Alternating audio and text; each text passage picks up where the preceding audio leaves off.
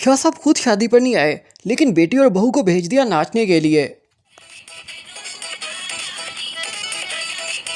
क्योंकि शाह साहब ने सोचा होगा, अगर खुद दोस्त की बेटी की शादी पर जाऊंगा तो नाचता हुआ बहुत ही बुरा लगूंगा, तो फिर बेटी और बहू को भेजकर दोस्त के पैसे क्यों ना बचा लिए जाएं, क्योंकि वैसे उसे गाने और नाचने वालियां बाजार से मंगवानी पड़नी थी। खुदा और मोहब्बत पाकिस्तान का सबसे मकबूल ड्रामा बना, और आखिर बनता भी क्यों ना, क्योंकि लोगों के इमोशंस के साथ खेला गया था इस ड्रामा के अंदर।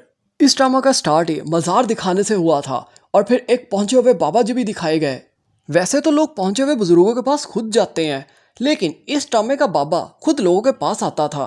फिर ये बाबा इस ड्रामा के साइड हीरो के पास पहुंच जाता है और उसे जाकर कहता है, ओए तू सजावल का बेटा है। फिर हीरो साहब बाबे की बात पर तो ध्यान ही नहीं देते, लेकिन बाबे से पूछते हैं, ओए बाबा जी क्या चाहिए। फिर बाबा जी अपना पूरा जलवा दिखाते हैं और कहते हैं, तू मुझे क्या दे सकता है, तू मुझे बता, तुझे कुछ चाहिए तो मैं तुझे देता हूँ। क्योंकि बाबा पहुंचा हुआ ही बहुत था, उसकी डायरेक्ट ऊपर लाइंस मिली हुई थी। मैं यहाँ पर एक बात क्लियर करता चलूँ, पहुंचे हुए बुजुर्ग ज़रूर होते हैं, लेकिन वो लोगों के पास जाकर उनके कंधे अपने डंडे से खड़का खड़का कर नहीं बता रहे होते, बता तुझे क्या चाहिए। पहुंचे हुए बुजुर्ग तो अल्लाह पाक की याद के अंदर गोशा निशीनी की ज़िंदगी गुजार रहे होते हैं। वो तलाश करने पर भी नहीं मिलते, लेकिन खुदा और मोहब्बत का बाबा खुद बंदे बंदे के पास जा रहा है और जाकर उसे डरा रहा है। अगर आप पाकिस्तानी ड्रामास के रिव्यूज़, रोस्टिंग और प्रेडिक्शंस चाहते हैं तो काइंडली हमारे इस चैनल को ज़रूर सब्सक्राइब कर दें, वीडियो को शेयर और लाइक ज़रूर करें। इस ड्रामा का हीरो फरहाद था, जिसकी हर टाइम इंसल्ट होती रहती थी उसके अपने बाप से, क्योंकि फरहाद की अपनी हरकतें ही ऐसी थी। पढ़ाई में दिल नहीं लगता था, पेपर देने जाता था तो अपने साथ चीटिंग का मटेरियल ले जाता था। लेकिन इस ड्रामा का राइटर भी कोई बहुत ही महान इंसान था, जिसे इतना नहीं पता था जब बीए के एग्ज़ाम होते हैं पाकिस्तान के अंदर तो वो यूनिवर्सिटी लेती है। जो शख्स फरहाद को चीटिंग का मटेरियल देने आता है वो आकर ये कह रहा होता है, बोर्ड वालों ने बहुत सख्ती कर रखी है।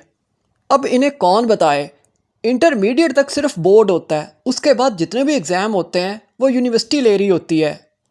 और यूनिवर्सिटी का अगर कोई भी पेपर आउट होता है तो वो खुद प्रोफेसर हजरात करते हैं, किसी क्लर्क की वहाँ तक रसाई ही नहीं होती। इन ड्रामा मेकर्स का जहन सिर्फ इश्क और माशके तक ही चल सकता है। इसीलिए इधर फरहाद एक घर के अंदर काम करने जाता है और वहाँ पर एक गेस्ट आई होती है, यानी इस ड्रामा की हीरोइन माही। बस फिर अब इन दोनों की नोक झोंक चल रही है और आहिस्ता आहिस्ता इनका नैन मटक्का भी शुरू हो जाएगा। क्योंकि फरहाद जब काजिम साहब के घर जाता है काम लेने के लिए तो आगे से माही उसे रिसीव करती है। हालांकि माही खुद उस घर के अंदर गेस्ट आई हुई है, लेकिन फरहाद को इस तरह से वेलकम करती है जैसे उसके बाप का घर हो। ऊपर से इलॉजिकल सीन्स दिखाए जाते हैं। माही फरहाद को उसके बेडरूम तक छोड़कर आती है। हालांकि जितनी मर्जी मॉडर्न फैमिली हो, ये कहाँ पर होता है जब घर आए मेहमान को उसी की एज फेलो उसके बेडरूम तक छोड़कर आए। शायद ये सब कुछ दिखाकर इस सब को नॉर्मलाइज करना चाहते हैं ये लोग।